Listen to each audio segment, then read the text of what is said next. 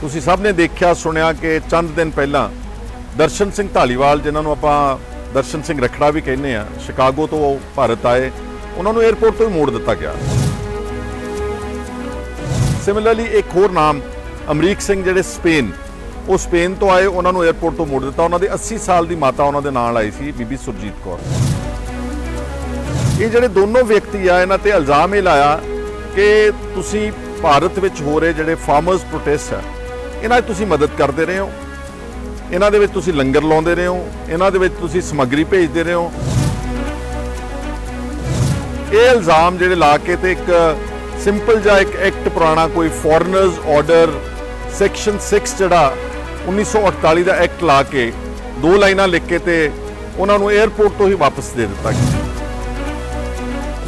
ਕਿਤੇ ਦੁਨੀਆ ਭਰ ਦੇ ਵਿੱਚ ਕੋਈ ਆਫਤ ਆਉਂਦੀ ਆ, ਕੋਈ ਅਰਥਕੁਏਕ ਆ ਗਿਆ, ਕੋਈ ਫਲੱਡ ਆ ਗਏ, ਜਾਂ ਜਿੱਥੇ ਕੋਈ ਸ਼ਰਨਾਰਥੀ ਨੇ, ਰਿਫਿਊਜੀਜ਼ ਨੇ, ਜਿਹੜੇ ਦੇਸ਼ ਉਹਨਾਂ ਨੂੰ ਕੱਢ ਦਿੰਦੇ ਨੇ, ਉੱਥੇ ਸਾਡੀ ਖਾਲਸਾ ਏਡ ਪਹੁੰਚਦੀ ਹੈ, ਯੂਨਾਈਟਿਡ ਸਿੱਖਸ ਪਹੁੰਚਦੇ ਨੇ, ਉੱਥੇ ਇਹ ਲੋਕ ਪਹੁੰਚਦੇ ਨੇ ਜਿਨ੍ਹਾਂ ਦਾ ਮੈਂ ਨਾਮ ਜ਼ਿਕਰ ਕਰ ਰਿਹਾ। ਕਿਉਂਕਿ ਅੱਜ ਪੰਜਾਬ ਦਾ ਹਰ 5ਵਾਂ 6ਵਾਂ ਵਿਅਕਤੀ NRI ਆ, ਤੇ ਜੇ ਅਸੀਂ ਆਪਣੇ ਜਿਸਮ ਦੇ ਹਿੱਸੇ ਵਿੱਚੋਂ 5ਵਾਂ ਹਿੱਸਾ ਕੱਢ ਦਿਆਂਗੇ ਤੇ ਫਿਰ ਪੰਜਾਬ ਕਿੱਦਾਂ ਸਰਵਾਈਵ ਕਰੇਗਾ। ਕਿਸੇ ਰਾਜ ਕਰਨ ਵਾਲੇ BJP ਜਿਹੜੇ ਦਿੱਲੀ ਤੇ ਜਿਹੜੇ ਹੁਕਮ ਚਲਾ ਰਹੇ ਨੇ, ਇਹਨਾਂ ਦੇ ਬੱਚੇ ਉੱਥੇ ਬਾਰਡਰਾਂ ਦੇ ਉੱਤੇ ਰਾਖੀ ਨਹੀਂ ਕਰਦੇ। ਇਸ ਲਈ ਇਹਨਾਂ ਲੋਕਾਂ ਨਾਲ ਬਦਲਾਖੋਰੀ ਕਰਨੀ, ਇਹਨਾਂ ਨੂੰ ਕਾਲੀ ਸੂਚੀ ਵਿੱਚ ਪਾਉਣਾ, ਇਹਨਾਂ ਦੇ ਵੀਜ਼ਾ ਕੈਂਸਲ ਕਰਨੇ, ਇਹਨਾਂ ਨੂੰ 에ਅਰਪੋਰਟਾਂ ਤੋਂ ਡਿਪੋਰਟ ਕਰਨਾ, ਇਹ ਇੱਕ ਸ਼ਰਮਨਾਕ ਕਾਰਾ ਵਾ। ਦੁਨੀਆ ਭਰ ਦੇ ਵੱਖੋ ਵੱਖਰੇ ਦੇਸ਼ਾਂ ਵਿੱਚ ਰਹਿੰਦੇ ਭਾਰਤੀ ਜੋ ਭਾਰਤ ਦੇ ਵਿੱਚ ਭਾਰਤ ਦੀ ਮੋਦੀ ਸਰਕਾਰ ਖਿਲਾਫ ਚੱਲ ਰਹੇ ਕਿਸਾਨ ਅੰਦੋਲਨ ਦੀ ਹਿਮਾਇਤ ਕਰ ਰਹੇ ਹੈ, ਉਹਨਾਂ ਖਿਲਾਫ ਕੋਈ ਚਾਰਾ ਨਾ ਚੱਲਦਾ ਵੇਖ ਭਾਰਤੀ ਸਰਕਾਰ ਨੇ ਇੱਕ ਕਦਮ ਚੁੱਕਿਆ।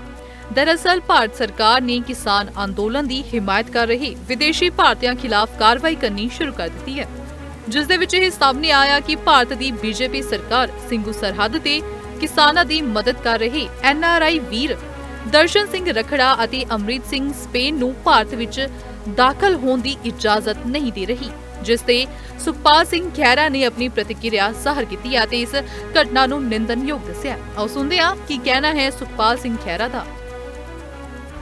ਦੋਸਤੋ, ਅੱਜ ਮੈਂ ਤੁਹਾਡੇ ਨਾਲ ਚਰਚਾ ਕਰਨੀ ਹੈ ਜਿਹੜਾ NRIs ਨਾਲ ਬਦਲਾਖੋਰੀ ਤੇ ਉਤਰੀ ਹੋਈ ਆ BJP ਦੀ ਸਰਕਾਰ। ਤੁਸੀਂ ਸਭ ਨੇ ਦੇਖਿਆ ਸੁਣਿਆ ਕਿ ਚੰਦ ਦਿਨ ਪਹਿਲਾਂ ਦਰਸ਼ਨ ਸਿੰਘ ਢਾਲੀਵਾਲ, ਜਿਨ੍ਹਾਂ ਨੂੰ ਆਪਾਂ ਦਰਸ਼ਨ ਸਿੰਘ ਰਖੜਾ ਵੀ ਕਹਿੰਦੇ ਆ, ਸ਼ਿਕਾਗੋ ਤੋਂ ਭਾਰਤ ਆਏ। ਉਹਨਾਂ ਨੂੰ 에ਅਰਪੋਰਟ ਤੋਂ ਹੀ ਮੋੜ ਦਿੱਤਾ ਗਿਆ।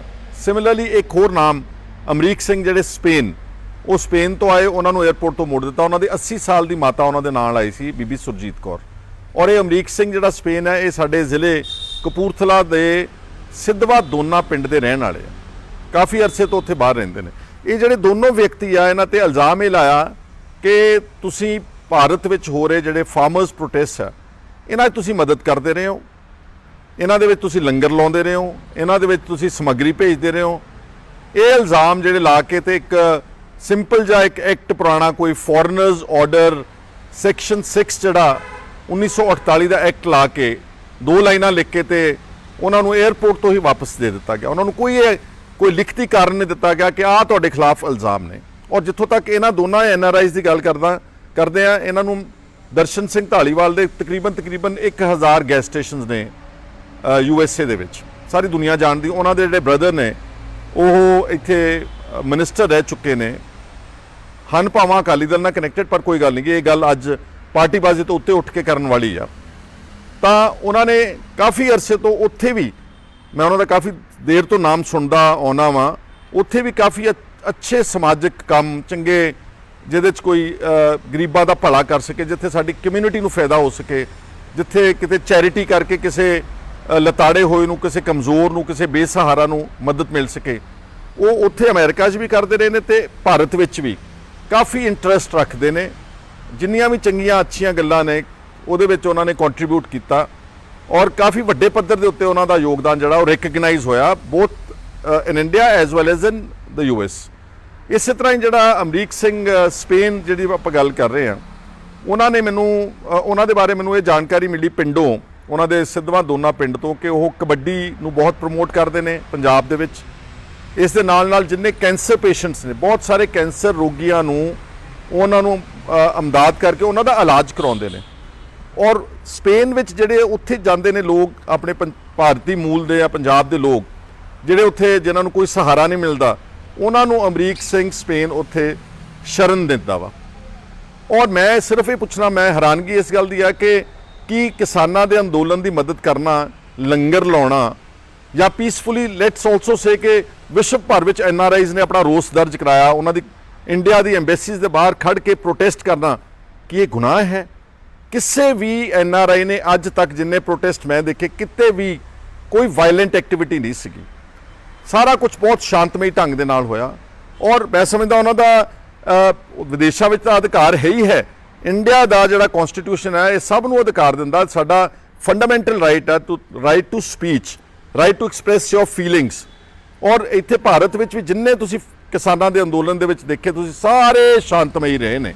ਅਗਰ ਵਾਇਲੈਂਸ ਕਿਸੇ ਨੇ ਕੀਤਾ ਵਾ, ਚਾਹੇ ਉਹ ਸਿੰਘੂ ਬਾਰਡਰ ਦੇ ਉੱਤੇ ਬਦਮਾਸ਼ ਭੇਜ ਕੇ ਤੇ ਉੱਥੇ ਕਰਾਉਣ ਦੀ ਕੋਸ਼ਿਸ਼ ਕੀਤੀ ਖੂਨ ਖਰਾਬਾ, ਤੇ ਚਾਹੇ ਹਾਲ ਹੀ ਵਿੱਚ ਲਖੀਮਪੁਰ ਖੇਰੀ ਵਿੱਚ 4 ਨਿਹੱਤੇ ਕਿਸਾਨ ਤੁਰੇ ਜਾਂਦੇ ਨੇ ਸੜਕਾਂ ਤੇ, ਉਹਦੇ ਇੱਕ ਮੰਤਰੀ ਦੀ ਗੱਡੀ ਆਣ ਕੇ ਉਹਨਾਂ ਤੇ ਰੌਂਦ ਕੇ ਉਹਨਾਂ ਦਾ ਕਤਲ ਕਰਕੇ ਚਲ ਜਾਂਦੀ ਆ, ਉਹ ਵਾਇਲੈਂਸ ਹੈ। ਕਿਸਾਨਾਂ ਨੇ ਦੇਸ਼ ਭਰ ਵਿੱਚ ਜਿਹੜੇ ਪ੍ਰੋਟੈਸਟ ਕੀਤੇ, ਕਿਤੇ ਵਾਇਲੈਂਸ ਨਹੀਂ ਸੀਗਾ। ਤੇ ਜੇ ਮੈਂ NRIs ਦੀ ਗੱਲ ਕਰਾਂ, NRIs ਨੇ ਇਕੱਲੇ ਇਹ 2 ਵਿਅਕਤੀਆਂ ਦੀ ਗੱਲ ਨਹੀਂ ਮੈਂ ਕਰ ਰਿਹਾ, ਇਹਦੇ 'ਚ ਸ਼ਾਇਦ ਹਜ਼ਾਰਾਂ NRIs ਨੇ ਜਿਹੜੇ ਸਾਰੀ ਦੁਨੀਆ ਦੇ ਵਿੱਚ ਚੰਗੇ ਕੰਮ ਕਰਦੇ ਨੇ। ਤੁਸੀਂ ਸਭ ਨੇ ਖਾਲਸਾ ਏਡ ਦਾ ਨਾਮ ਸੁਣਿਆ ਹੋਇਆ ਵਾ, ਸਭ ਨੇ, ਤੁਸੀਂ ਜਾਣਦੇ ਹੋ ਕਿ ਕਿੰਨੇ ਭਲੇਮਾਨਸ ਲੋਕ ਨੇ। ਕਿਤੇ ਦੁਨੀਆ ਭਰ ਦੇ ਵਿੱਚ ਕੋਈ ਆਫਤ ਆਉਂਦੀ ਆ, ਕੋਈ ਅਰਥਕੁਏਕ ਆ ਗਿਆ, ਕੋਈ ਫਲੱਡ ਆ ਗਏ, ਜਾਂ ਜਿੱਥੇ ਕੋਈ ਸ਼ਰਨਾਰਥੀ ਨੇ, ਰਿਫਿਊਜੀਜ਼ ਨੇ, ਜਿਹੜੇ ਦੇਸ਼ ਉਹਨਾਂ ਨੂੰ ਕੱਢ ਦਿੰਦੇ ਨੇ, ਉੱਥੇ ਸਾਡੀ ਖਾਲਸਾ ਏਡ ਪਹੁੰਚਦੀ ਹੈ, ਯੂਨਾਈਟਿਡ ਸਿੱਖਸ ਪਹੁੰਚਦੇ ਨੇ, ਉੱਥੇ ਇਹ ਲੋਕ ਪਹੁੰਚਦੇ ਨੇ ਜਿਨ੍ਹਾਂ ਦਾ ਮੈਂ ਨਾਮ ਜ਼ਿਕਰ ਕਰ ਰਿਹਾ। ਭਾਰਤ ਦੇ ਵਿੱਚ ਕਿਤੇ ਸੁਨਾਮੀ ਆਈ ਸੀ, ਤੁਹਾਨੂੰ ਸਭ ਨੂੰ ਯਾਦ ਹੈ, ਉੱਥੇ ਸਾਡੇ ਪੰਜਾਬੀਆਂ ਨੇ, ਸਿੱਖਾਂ ਨੇ ਜਾ ਕੇ ਉੱਥੇ ਲੰਗਰ ਲਾਇਆ ਹੋਇਆ ਸੀਗਾ। ਔਰ ਸਾਰੀ ਕਿਤੇ ਉੱਤਰਾਖੰਡ ਦੇ ਵਿੱਚ ਹੁਣੇ ਹੜ੍ਹ ਆਏ ਨੇ, ਉੱਥੇ ਸਾਡੀ ਜਿਹੜੇ ਪੰਜਾਬ ਦੇ ਲੋਕ ਲੰਗਰ ਲੈ ਕੇ ਪਹੁੰਚੇ ਹੋਏ ਸੀ। ਕਰੋਨਾ COVID-19 ਦੇ ਵਿੱਚ ਦੁਨੀਆ ਭਰ ਦੇ ਵਿੱਚ ਸਾਰੀਆਂ ਸਰਕਾਰਾਂ ਨੇ ਪੰਜਾਬ ਦੇ ਲੋਕਾਂ ਨੂੰ, ਸਿੱਖਾਂ ਨੂੰ ਤੇ ਪੰਜਾਬੀਆਂ ਨੂੰ ਐਪਰੀਸ਼ੀਏਟ ਕੀਤਾ। ਇਹਨਾਂ ਨੇ ਭੁੱਖਿਆਂ ਨੂੰ ਉੱਥੇ ਰੋਟੀ ਖਵਾਈ, ਜਿਹੜਾ ਕੰਮ ਸਰਕਾਰਾਂ ਨਹੀਂ ਕਰ ਸਕਦੀਆਂ ਸੀ। ਹਾਲਾਂਕਿ ਵਿਕਸਿਤ ਮੁਲਕ ਨੇ, ਪਰ ਉੱਥੇ ਵੀ ਲੰਗਰ ਲਗਾਏ ਗਏ। ਨਿਊਯਾਰਕ ਦੇ ਵਿੱਚ ਸਾਰੇ ਗੁਰਦੁਆਰਾ ਸਾਹਿਬ ਨੇ ਆਰਗੇਨਾਈਜ਼ ਕੀਤੇ, ਤੇ ਸਾਨੂੰ ਇਹ ਗੱਲ ਵਿਰਸੇ ਵਿੱਚ ਮਿਲੀ ਹੋਈ ਆ ਕਿ ਅਸੀਂ ਲੰਗਰ ਲਾਉਣਾ, ਅਸੀਂ ਜ਼ੁਲਮ ਦੇ ਖਿਲਾਫ ਲੜਨਾ, ਅਸੀਂ ਜ਼ੁਲਮ ਕਰਨ ਵਾਲੇ ਦੇ ਨੂੰ ਇੱਕ ਮੂਕ ਦਰਸ਼ਕ ਦੀ ਤਰ੍ਹਾਂ ਨਹੀਂ ਦੇਖਣਾ। ਬਸ ਉਸੇ ਸਪਿਰਿਟ ਦੇ ਨਾਲ NRIs ਨੇ ਦੁਨੀਆ ਭਰ ਚੋਂ ਫਾਰਮਰਸ ਪ੍ਰੋਟੈਸਟ ਨੂੰ ਸਪੋਰਟ ਕੀਤਾ। ਔਰ ਇੱਥੇ ਗੱਲ ਇੱਕ ਬੜੀ ਵਾਜਬ ਕਹਿਣ ਵਾਲੀ ਆ ਕਿ ਅਗਰ NRI ਨਾ ਹੋਣ ਪੰਜਾਬ ਦੀ ਜਿਹੜੀ ਜਿੰਨੀ ਵੀ ਆਰਥਿਕਤਾ ਇਸ ਵੇਲੇ ਉਹ ਡਗਮਗ ਆ ਜਾਏਗੀ, ਉਹ ਡੋਲ ਜਾਵੇਗੀ, ਉਹ ਖਤਮ ਹੋ ਜਾਏਗੀ, ਤੈਸ਼ ਨੈਸ਼ ਹੋ ਜਾਏਗੀ। ਤੁਹਾਨੂੰ ਪਤਾ ਸਭ ਨੂੰ ਕਿ ਆਪਾਂ ਤਾਂ ਕਾਫੀ ਵੱਡੇ ਪੱਧਰ ਦੇ ਉੱਤੇ ਪੰਜਾਬ ਗਵਰਨਮੈਂਟ ਇਸ ਵਕਤ ਕ੍ਰਾਈਸਿਸ ਵਿੱਚ ਆ ਫਾਈਨੈਂਸ਼ੀਅਲ, ਸਾਡੇ ਤੇ 3.25 ਲੱਖ ਕਰੋੜ ਰੁਪਏ ਦੇ ਲਾਗੇ ਕਰਜ਼ਾ ਵਾ। ਪਰ NRIs ਨੇ ਜਿੱਥੇ ਵੀ ਕਿਤੇ ਬੈਠੇ ਸੀਗੇ, ਇਹਨਾਂ ਨੇ ਆਪਣੇ ਪਿੰਡਾਂ ਦੇ ਵਿੱਚ ਕੀ ਕੁਛ ਨਹੀਂ ਬਣਾਇਆ। ਮੈਂ ਗੁਰਦੁਆਰਾ ਸਾਹਿਬ ਬਣਾਏ, ਮੰਦਿਰ ਬਣਾਏ, ਧਰਮਸ਼ਾਲਾ ਬਣਾਈ, ਉੱਥੇ ਕਬੱਡੀ ਦੇ ਮੈਚ ਕਰਾਏ, ਸਪੋਰਟਸ ਪ੍ਰਮੋਟ ਕੀਤੀ, ਸਕੂਲ ਅਡਾਪਟ ਕੀਤੇ, ਡਿਸਪੈਂਸਰੀਆਂ ਅਡਾਪਟ ਕੀਤੀਆਂ, ਬੱਚੇ ਅਡਾਪਟ ਕੀਤੇ, ਲਵਾਰਸ ਅਡਾਪਟ ਕੀਤੇ, ਕੈਂਸਰ ਲੋਕਾਂ ਦੀ ਸੇਵਾ ਕੀਤੀ। ਮੇਰੀ ਆਪਣੀ ਕਨਸਟੀਟੂਐਂਸੀ 'ਚ ਕਈ ਸਾਰੇ ਪਿੰਡ ਨੇ ਜਿਹਦੇ ਮੈਂ ਪਹਿਲਾਂ ਵੀ ਗਿਣਾ ਚੁੱਕਾ, ਢਾਲੀਵਾਲ, ਬੇਟ, ਨੂਰਪੁਰ, ਲਬਾਣਾ, ਪਦਾਸਾ, 2-2, 3-3 ਕਰੋੜ ਰੁਪਈਆ NRIs ਨੇ ਉੱਥੇ ਗ੍ਰਾਮ ਪੰਚਾਇਤਾਂ ਨੂੰ, ਉੱਥੇ ਕਮੇਟੀਆਂ ਬਣਾ ਕੇ ਪਿੰਡਾਂ ਦੀਆਂ ਪੰਚਾਇਤਾਂ ਨੂੰ ਭੇਜੇ ਤੇ ਆਪਣੇ ਪਿੰਡਾਂ ਨੂੰ ਦੀ ਨੁਹਾਰ ਬਦਲੀ ਆ। ਸਾਰੇ ਸੀਵਰੇਜ ਪਾਤੇ, ਸਾਰੇ ਸਕੂਲ ਠੀਕ ਕਰਤੇ, ਸਾਰੇ ਛੱਪੜ ਠੀਕ ਕਰ ਦਿੱਤੇ, ਗਲੀਆਂ ਨਾਲੀਆਂ ਸਾਰੀਆਂ ਐਨ ਕੰਪਲੀਟਲੀ ਇੰਟਰਲੌਕ ਟਾਈਲਸ ਲਾਤੀਆਂ। ਜਿਹੜਾ ਕੰਮ ਸਾਡੀ ਸਰਕਾਰ ਸ਼ਾਇਦ ਕਈ ਦਹਾਕੇ ਨਾ ਕਰ ਸਕਦੀ, ਉਹ NRIs ਨੇ ਚੱਟ ਆਪਣੇ ਪਿੰਡਾਂ ਦੇ ਵਿੱਚ। ਇਹ ਗੱਲ ਤਾਂ ਮੈਂ ਤੁਹਾਨੂੰ ਸਿਰਫ ਚੰਦ ਪਿੰਡ ਗਿਣਾ ਰਿਹਾ, ਸਾਰੇ ਪੰਜਾਬ ਦੇ ਵਿੱਚ ਹੋਇਆ ਵਾ। ਔਰ ਸ਼ਾਇਦ ਮੈਂ ਗਲਤ ਨਾ ਹੋਵਾਂ ਤੇ ਹਜ਼ਾਰਾਂ ਸੈਂਕੜੇ ਕਰੋੜ ਰੁਪਇਆ ਪੰਜਾਬ ਦੀ ਇਕਨੋਮੀ ਵਿੱਚ ਪੰਪ ਇਨ ਕੀਤਾ NRIs ਨੇ, ਕਿਉਂਕਿ ਅੱਜ ਪੰਜਾਬ ਦਾ ਹਰ 5ਵਾਂ-6ਵਾਂ ਵਿਅਕਤੀ NRI ਆ। ਤੇ ਜੇ ਅਸੀਂ ਆਪਣੇ ਜਿਸਮ ਦੇ ਹਿੱਸੇ ਵਿੱਚੋਂ 5ਵਾਂ ਹਿੱਸਾ ਕੱਢ ਦਿਆਂਗੇ ਤੇ ਫਿਰ ਪੰਜਾਬ ਕਿੱਦਾਂ ਸਰਵਾਈਵ ਕਰੇਗਾ। ਮੈਂ ਤਾਂ ਮੁਦਈ ਹਾਂ ਕਿ NRIs ਨੂੰ ਪੰਜਾਬ ਦੀ ਔਰ ਦੇਸ਼ ਦੀ ਇਨਕਲੂਸਿਵ ਡਿਵੈਲਪਮੈਂਟ ਵਾਸਤੇ, ਆਲ ਅਰਾਊਂਡ ਡਿਵੈਲਪਮੈਂਟ ਵਾਸਤੇ ਉਹਨਾਂ ਨੂੰ ਪਾਰਟਨਰਸ ਭਾਈਵਾਲ ਬਣਾਉਣਾ ਚਾਹੀਦਾ, ਨਾ ਕਿ ਉਹਨਾਂ ਨੂੰ ਸਬਕ ਸਿਖਾਉਣਾ ਚਾਹੀਦਾ, ਨਾ ਕਿ ਉਹਨਾਂ ਨੂੰ ਕੋਈ ਆਪਾਂ ਉਹਨਾਂ ਦੇ ਨਾਲ ਬਦਲਾਖੋਰੀ ਨਾਲ ਕੰਮ ਕਰਨਾ ਚਾਹੀਦਾ। ਅਗਰ ਕਿਸਾਨਾਂ ਨੇ ਉੱਥੇ ਕਿਸਾਨਾਂ ਦੇ ਅੰਦੋਲਨ ਦੀ ਬਾਹਰ ਸਪੋਰਟ ਕੀਤੀ ਜਾਂ ਇੱਥੇ ਕੋਈ ਲੰਗਰ ਭੇਜਿਆ, ਕੋਈ ਗੁਨਾਹ ਨਹੀਂ ਕੀਤਾ। ਔਰ ਮੈਂ ਇੱਕ BJP ਦੀ ਸਰਕਾਰ ਨੂੰ ਹੋਰ ਹੱਥ ਜੋੜ ਕੇ ਬੇਨਤੀ ਕਰਨਾ ਚਾਹੁੰਦਾ ਕਿ ਪੰਜਾਬ ਦੇ ਲੋਕ ਦੇਸ਼ ਦੀ ਖਾਤਰ ਹਮੇਸ਼ਾ ਮੂਹਰੇ ਰਹੇ ਨੇ। ਪਹਿਲਾਂ ਤਾਂ ਅਨਾਜ ਦਾ ਭੰਡਾਰ ਇਸ ਦੇਸ਼ ਦਾ ਭਰਿਆ, ਜਿਹੜਾ ਦੇਸ਼ ਭੁੱਖਾ ਸੌਂਦਾ ਸੀਗਾ। ਫਿਰ ਇਸ ਤੋਂ ਇਲਾਵਾ ਸਪੋਰਟਸ ਵਿੱਚ ਕੰਟਰੀਬਿਊਟ ਕੀਤਾ, ਬੜੇ ਵੱਡੇ ਵੱਡੇ ਸਾਡੇ ਨਾਮ ਨੇ ਪੰਜਾਬ ਦੇ, ਮਿਲਖਾ ਸਿੰਘ ਵਰਗੇ। ਫਿਰ ਇਸ ਤੋਂ ਇਲਾਵਾ ਫੌਜਾਂ ਵਿੱਚ ਜਾ ਕੇ ਸਾਰੇ ਬਾਰਡਰਸ ਦੇ ਉੱਤੇ ਇਹੀ ਕਿਸਾਨ ਜਿਹੜੇ ਦਿੱਲੀ ਬੈਠੇ ਨੇ, ਇਹਨਾਂ ਦੇ ਪੋਤੇ ਪੁੱਤ, ਇਹਨਾਂ ਦੀਆਂ ਲੜਕੀਆਂ ਆਰਮਡ ਫੋਰਸਿਸ ਵਿੱਚ ਜਾ ਕੇ ਦੇਸ਼ ਦੀਆਂ ਬਾਰਡਰਾਂ ਦੇ ਉੱਤੇ ਰਾਖੀ ਕਰਦੇ ਨੇ, ਜਾਨਾਂ ਗਵਾ ਰਹੇ ਨੇ। ਤਾਜ਼ੀ ਮਿਸਾਲ ਹੈ 5 ਨੌਜਵਾਨ ਮਾਰੇ ਗਏ ਭਾਰਤੀ ਫੌਜ ਦੇ ਜੰਮੂ ਕਸ਼ਮੀਰ ਦੇ ਐਨਕਾਊਂਟਰ ਵਿੱਚ, ਕੋਈ ਤਕਰੀਬਨ ਅੱਜ ਤੋਂ 1 ਮਹੀਨਾ ਪਹਿਲਾਂ।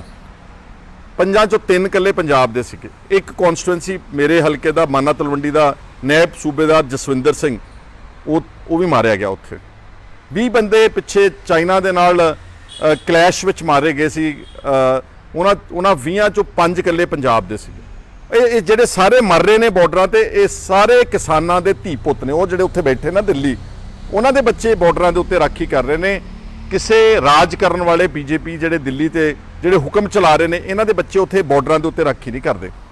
ਇਸ ਲਈ ਇਹਨਾਂ ਲੋਕਾਂ ਨਾਲ ਬਦਲਾਖੋਰੀ ਕਰਨੀ, ਇਹਨਾਂ ਨੂੰ ਕਾਲੀ ਸੂਚੀ ਵਿੱਚ ਪਾਉਣਾ, ਇਹਨਾਂ ਦੇ ਵੀਜ਼ਾ ਕੈਂਸਲ ਕਰਨੇ, ਇਹਨਾਂ ਨੂੰ 에ਅਰਪੋਰਟਾਂ ਤੋਂ ਡਿਪੋਰਟ ਕਰਨਾ, ਇਹ ਇੱਕ ਸ਼ਰਮਨਾਕ ਕਾਰਾ ਵਾ।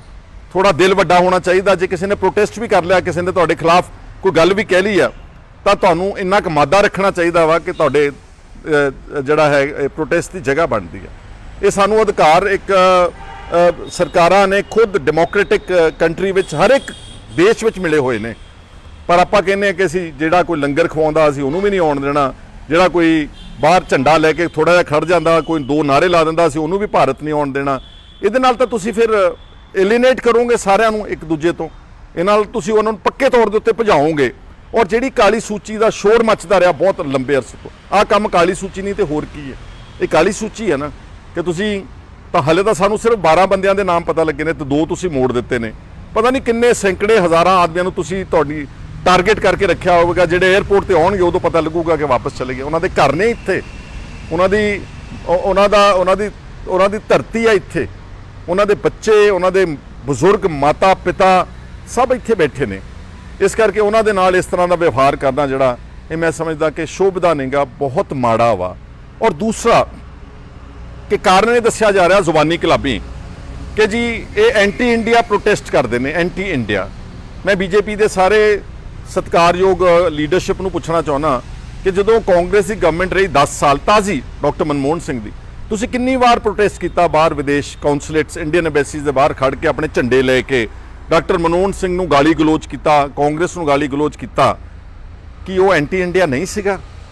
ਇਸ ਕਰਕੇ ਸਿਰਫ ਕੋਈ ਲੰਗਰ ਖਵਾਉਂਦਾ ਵਾ, ਕੋਈ ਗਰੀਬਾਂ ਦੀ ਸੇਵਾ ਕਰਕੇ ਕੈਂਸਰ ਪੇਸ਼ੈਂਟਸ ਨੂੰ ਪੈਸੇ ਭੇਜ ਰਿਹਾ, ਕੋਈ ਕਬੱਡੀ ਦੇ ਮੈਚ ਕਰਾਉਂਦਾ, ਇਹਦੇ ਵਿੱਚ ਉਹਨਾਂ ਨੂੰ ਐਂਟੀ ਇੰਡੀਆ ਕਰਾਰ ਦੇਣਾ, ਇਹਦੇ ਨਾਲ ਤੁਸੀਂ ਆਪ ਹੀ ਲਕੀਰਾਂ ਖਿੱਚ ਰਹੇ ਹੋ। ਇਹਦਾ ਆਉਣ ਵਾਲੇ ਭਵਿੱਖ ਵਿੱਚ ਕੋਈ ਦੇਸ਼ ਨੂੰ ਫਾਇਦਾ ਨਹੀਂ ਹੋਵੇਗਾ। ਜੇ ਦੇਸ਼ ਨੂੰ ਤੁਸੀਂ ਵਾਕਈ ਮਜ਼ਬੂਤ ਕਰਨਾ ਚਾਹੁੰਦੇ ਹੋ ਤੇ ਜਿਹੜੇ ਕਿਸਾਨ ਬੈਠੇ ਨੇ ਅੰਦੋਲਨ ਕਰ ਰਹੇ, ਉਹਨਾਂ ਦੇ 3 ਕਾਲੇ ਕਾਨੂੰਨ ਰੱਦ ਕਰੋ, ਉਹਨਾਂ ਨੂੰ ਬਾਇਜ਼ਤ ਘਰਾਂ ਵਿੱਚ ਮੋੜੋ ਵਾਪਸ, ਤਾਂ ਦੇਸ਼ ਮਜ਼ਬੂਤ ਹੋਵੇਗਾ। ਜਿਹੜੇ ਵਿਦੇਸ਼ਾਂ 'ਚੋਂ ਲੋਕ ਆ ਰਹੇ ਨੇ, ਉਹਨਾਂ ਨੂੰ ਖੁੱਲੀ ਛੁੱਟੀ ਦਿਓ ਕਿ ਇੱਥੇ ਆਉਣ, ਆਪਣੀ ਧਰਤੀ 'ਚ, ਆਪਣੇ ਪਿੰਡਾਂ 'ਚ ਆਉਣ, ਆਪਣੇ ਮਾਪਿਆਂ ਨੂੰ ਮਿਲ ਸਕਣ, ਤਾਂ ਦੇਸ਼ ਮਜ਼ਬੂਤ ਹੋਵੇਗਾ। ਜਿਹੜਾ ਮੈਂ ਖਾਸ ਤੌਰ ਤੇ ਜਿਹੜਾ NRIs ਨੂੰ ਟਾਰਗੇਟ ਕੀਤਾ ਗਿਆ, ਦਰਸ਼ਨ ਸਿੰਘ ਰਖੜਾ ਔਰ ਅਮਰੀਕ ਸਿੰਘ ਸਪੇਨ ਨੂੰ, ਇਹਦੀ ਮੈਂ ਨਿਖੇਧੀ ਕਰਦਾ ਵਾਂ ਔਰ ਮੰਗ ਕਰਦਾ ਵਾਂ ਕਿ ਬੀਜੇਪੀ ਦੀ ਸਰਕਾਰ ਨੂੰ ਇਹ ਆਪਣੇ ਐਰੋਨੀਅਸ ਤੇ ਡ੍ਰੈਕੋਨੀਅਨ ਫੈਸਲੇ ਤੇ ਨੂੰ ਰੀਕਨਸੀਡਰ ਕਰਨਾ ਚਾਹੀਦਾ। ਇਸ ਮੰਦਭਾਗੇ ਫੈਸਲੇ ਨੂੰ, ਇਸ ਤਾਨਾਸ਼ਾਹ ਹੁਕਮ ਨੂੰ ਵਾਪਸ ਲੈਣਾ ਚਾਹੀਦਾ ਤੇ ਉਹਨਾਂ ਲੋਕਾਂ ਨੂੰ ਆਪਣੇ ਭਾਰਤ ਤੇ ਪੰਜਾਬ ਦੇ ਵਿੱਚ ਆਉਣ ਦੀ ਇਜਾਜ਼ਤ ਦੇਣੀ ਚਾਹੀਦੀ। ਮੈਨੂੰ ਥੋੜਾ ਦੁੱਖ ਇਸ ਗੱਲ ਦਾ ਵਾ ਕਿ ਜਿੰਨਾ ਪੋਲੀਟੀਕਲ ਪਾਰਟੀਆਂ ਨੂੰ ਜ਼ੋਰ ਨਾਲ ਪੰਜਾਬ ਦੇ ਵਿੱਚ ਉਠਾਉਣਾ ਚਾਹੀਦਾ ਸੀ, ਉਹ ਉਠਾਇਆ ਨਹੀਂ ਗਿਆ। ਮੈਂ ਆਪਣੇ ਚੀਫ ਮਿਨਿਸਟਰ ਸਾਹਿਬ ਨਾਲ, ਆਪਣੇ ਪਾਰਟੀ ਦੇ ਵਿੱਚ ਇੱਕ ਸਾਰਾ ਮਸਲਾ ਇਹ ਰੱਖਾਂਗਾ ਔਰ ਉਮੀਦ ਕਰਾਂਗਾ ਕਿ ਉਹ ਕੇਂਦਰ ਦੀ ਸਰਕਾਰ ਦੇ ਨਾਲ ਗੱਲ ਕਰਨਗੇ। ਰਖੜਾ ਸਾਹਿਬ ਦੇ ਤਾਂ ਤਾਲੁਕਾਤ ਬਹੁਤ ਪੁਰਾਣੇ, ਸਭ ਨੂੰ ਪਤਾ ਕਿ ਬਾਦਲ ਪਰਿਵਾਰ ਦੇ ਨਾਲ ਨੇ, ਤੇ ਬਾਦਲ ਸਾਹਿਬ ਨੇ ਸਿਰਫ ਇੱਕ ਸੰਕੇਤਕ ਸਟੇਟਮੈਂਟ ਦੇ ਕੇ ਬਸ ਕਰ ਦਿੱਤਾ। ਉਹਨਾਂ ਦਾ ਫਰਜ਼ ਬਣਦਾ ਸੀ ਸ਼੍ਰੋਮਣੀ ਅਕਾਲੀ ਦਲ ਦਾ ਕਿ ਉਹ ਜਾ ਕੇ ਦਿੱਲੀ ਹੋਮ ਮਿਨਿਸਟਰ ਨੂੰ ਮਿਲਣ, ਪ੍ਰਾਈਮ ਮਿਨਿਸਟਰ ਨੂੰ ਮਿਲਣ। ਇਹ ਸਾਰੇ ਜਿੰਨੇ ਕਾਲੀ ਸੂਚੀ ਵਾਲੇ ਹੁਕਮ ਜਾਰੀ ਕਰ ਰਹੀ ਬੀਜੇਪੀ, ਇਹਨਾਂ ਨੂੰ ਜਿਹੜਾ ਹੈ ਉਹ ਵਾਪਸ ਲਿਆ ਜਾਵੇ। ਇਸ ਲਈ ਮੈਂ ਉਮੀਦ ਕਰਦਾ ਕਿ ਸਾਰੀਆਂ ਪੋਲੀਟੀਕਲ ਪਾਰਟੀਆਂ ਇਸ ਮਸਲੇ ਨੂੰ ਜ਼ੋਰ ਸ਼ੋਰ ਨਾਲ ਚੱਕ ਕੇ ਆਪਣੇ NRIs ਦੀ ਹਿਫਾਜ਼ਤ ਕਰਨਗੇ, ਕਿਉਂਕਿ ਉਹਨਾਂ ਨੇ ਕੋਈ ਗਲਤ ਗੱਲ ਨਹੀਂ ਕੀਤੀ, ਉਹਨਾਂ ਨੇ ਕੋਈ ਗੁਨਾਹ ਨਹੀਂ ਕੀਤਾ। ਉਹਨਾਂ ਦੀ ਹਿਫਾਜ਼ਤ ਕਰਨਗੇ, ਉਹਨਾਂ ਨੂੰ ਆਪਣੇ ਦੇਸ਼ ਆਉਣ ਦੀ ਆਗਿਆ ਲੈ ਕੇ ਦੇਣਗੇ। ਤੁਹਾਡਾ ਸਭ ਦਾ ਬਹੁਤ ਬਹੁਤ ਸ਼ੁਕਰੀਆ, ਧੰਨਵਾਦ। Bureau report D5 channel Punjabi.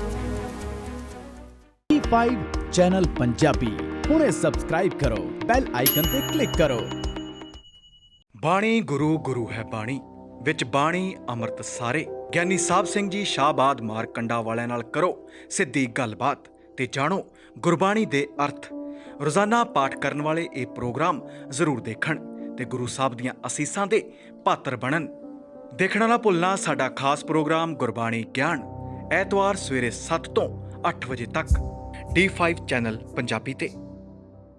ਕੀ ਹੁੰਦੀ ਹੈ ਜਮਾਬੰਦੀ, ਕਿਵੇਂ ਬਣਦੀ ਹੈ ਵਸੀਅਤ, ਜ਼ਮੀਨ ਜਾਇਦਾਦ ਦੇ ਹਰ ਮਸਲੇ ਤੇ ਕਰਾਂਗੇ ਚਰਚਾ।